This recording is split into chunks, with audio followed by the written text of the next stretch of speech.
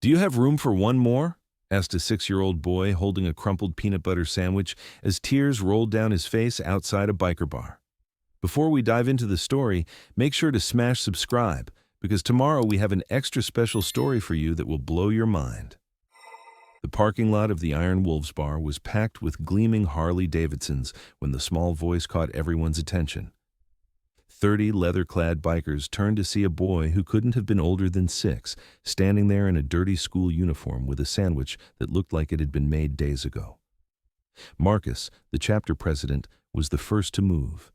His 6'4" frame cast a shadow over the child as he knelt down.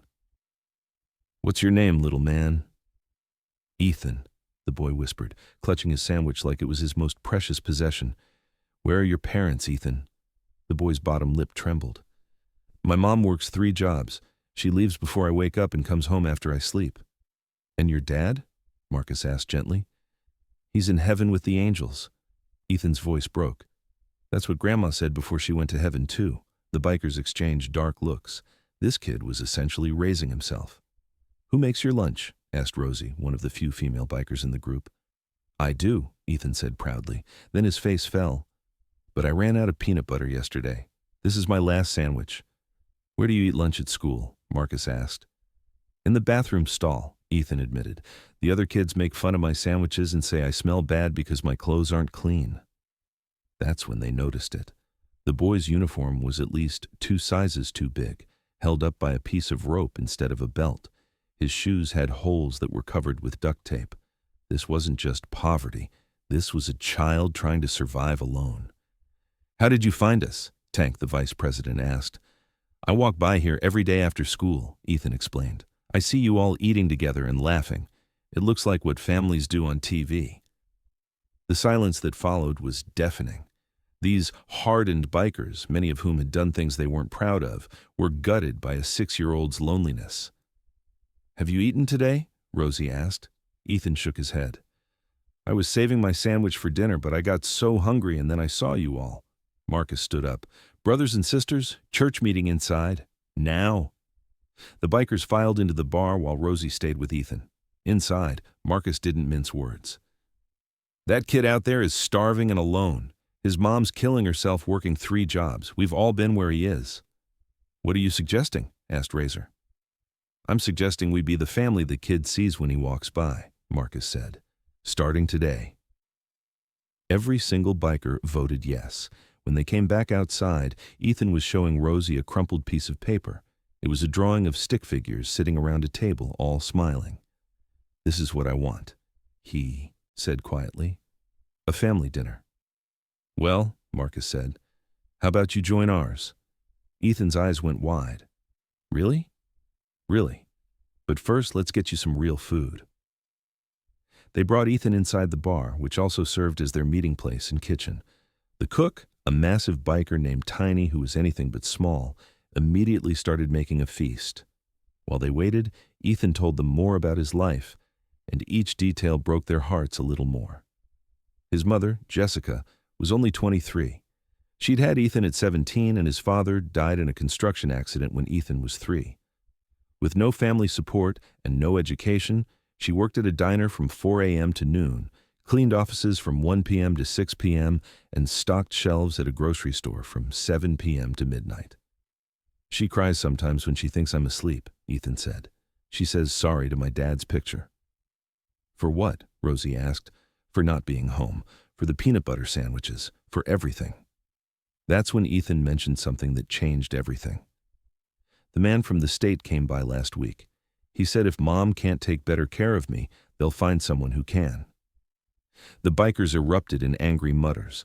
They all knew what the state meant: foster care, the system that had failed many of them as children. "When's he coming back?" Marcus asked urgently. "Friday," Ethan said. "That's in 2 days." Marcus made a decision that would change 3 lives forever. "Ethan, would you like us to meet your mom?" The boy's face lit up. "Would you? She never gets to meet anyone because she's always working." "Where is she now?" "Downtown diner. She gets off in an hour." "Then let's go surprise her," Marcus said. 25 motorcycles rolling into the downtown diner parking lot was not a normal sight. Customers fled to their cars while the staff watched nervously through the windows. But Ethan, riding with Marcus, was bouncing with excitement. "There she is!" He pointed to a young woman in a waitress uniform who looked exhausted beyond her years. Jessica stepped outside, fear clear on her face when she saw the bikers. Then she spotted her son. "Ethan, who are these people?" "My new friends, Mama." Ethan ran to her. "They gave me food and want to help us." Jessica's eyes filled with tears as she held her son. "I'm so sorry, baby. I'm trying so hard." Marcus approached carefully. "Ma'am, your son found us today. He was hungry and alone. We'd like to help if you'll let us." "I don't need charity," Jessica said defensively, though her voice shook. "It's not charity," Rosie interjected. "It's community.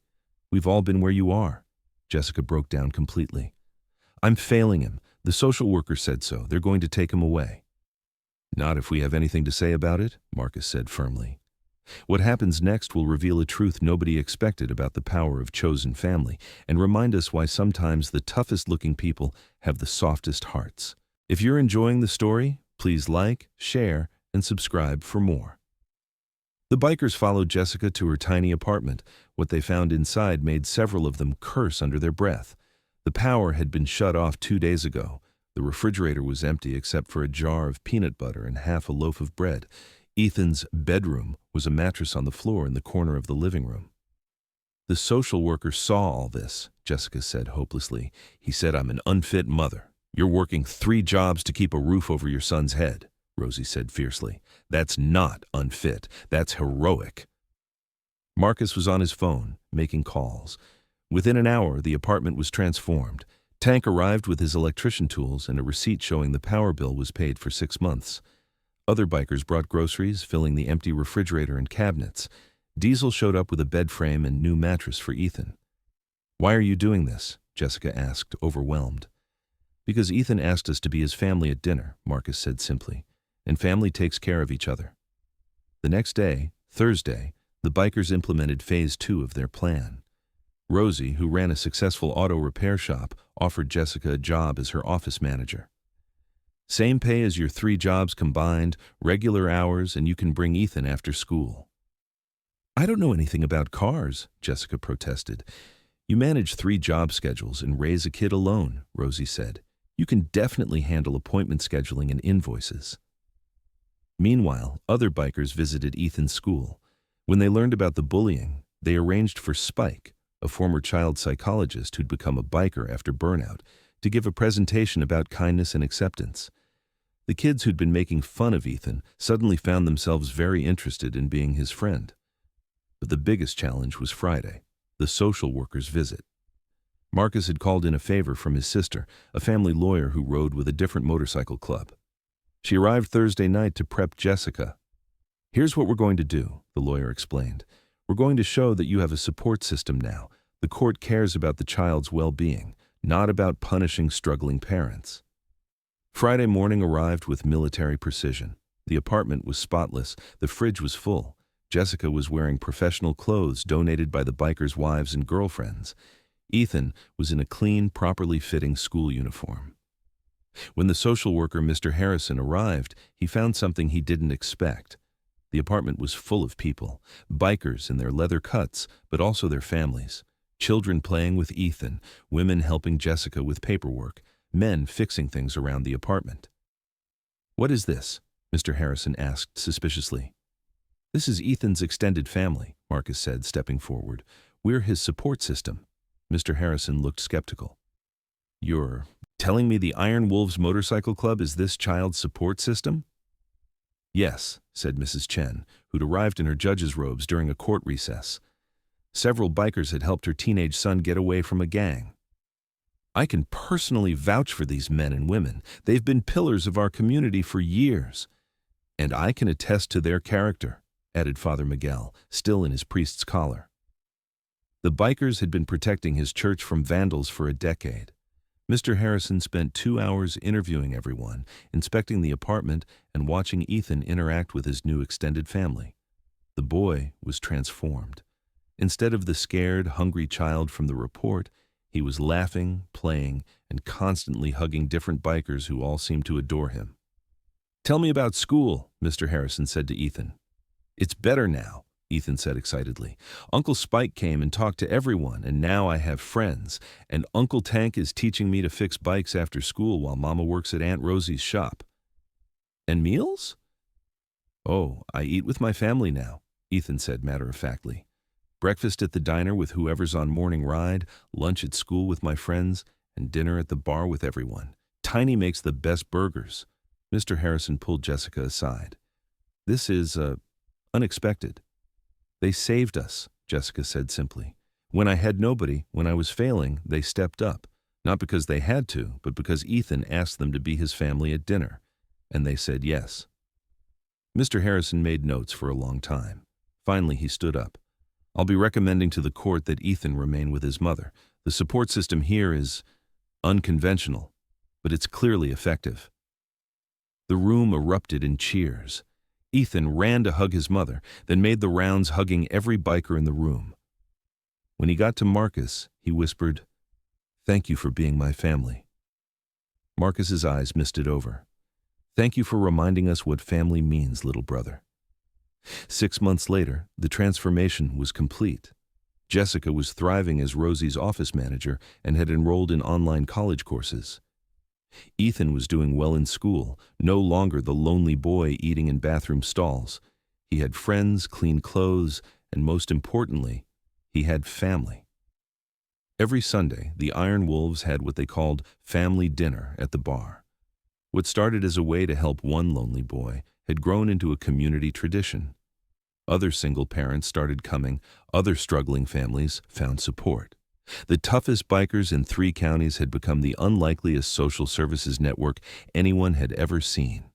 The Department of Child Services was so impressed, they actually started referring struggling families to the Iron Wolves for community support. Mr. Harrison, once the skeptical social worker, became one of their biggest advocates. They do more with brotherhood and burgers than most agencies do with millions in funding, he would tell anyone who'd listen. A year after that first day, Ethan stood up at family dinner with something to say. The now 7-year-old commanded the attention of over 100 bikers and their families. "A year ago, I asked if you had room for one more because I was hungry and alone," he began, his voice stronger now. "You didn't just make room. You made me family. You saved my mom. You saved me." He pulled out a piece of paper. It was a drawing, much better than his first one. It showed the Iron Wolves bar surrounded by motorcycles, with stick figures of all sizes standing together. At the top, in careful 7-year-old handwriting, it said, "My family." "This is for the wall," he announced, "so everyone knows what we are." There wasn't a dry eye in the place. Marcus took the drawing and immediately had it framed. It hangs in the Iron Wolves bar to this day, right next to their charter and patches. Because sometimes the most important things in life aren't official documents or badges. They're pictures drawn by children who just needed someone to make room for one more. Ethan is a teenager now, straight A student with dreams of becoming a social worker like the one who eventually helped instead of hurt. He still eats dinner with his motorcycle family every Sunday. Only now he's teaching younger kids how to be brave enough to ask for help. Jessica graduated college and now runs Rosie's entire chain of auto shops. She married Tank 3 years after that first meeting. Turned out the tough biker had fallen for her the moment he saw her fighting so hard for her son. And the Iron Wolves, they're still the toughest motorcycle club in 3 counties. They're also the first place struggling families go when they need help. Because word spreads. When a 6-year-old boy with a stale peanut butter sandwich asked if they had room for one more, they didn't just make room at their table. They rebuilt his entire world.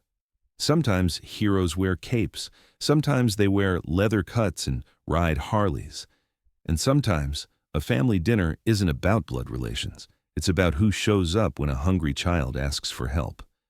The Iron Wolves motto used to be, "Ride or die." Now it's room for one more, because that's what family really means. If this story touched your heart, please subscribe to our channel and click on one of the 2 amazing stories on your screen. Tomorrow's story will absolutely blow your mind. You won't want to miss it.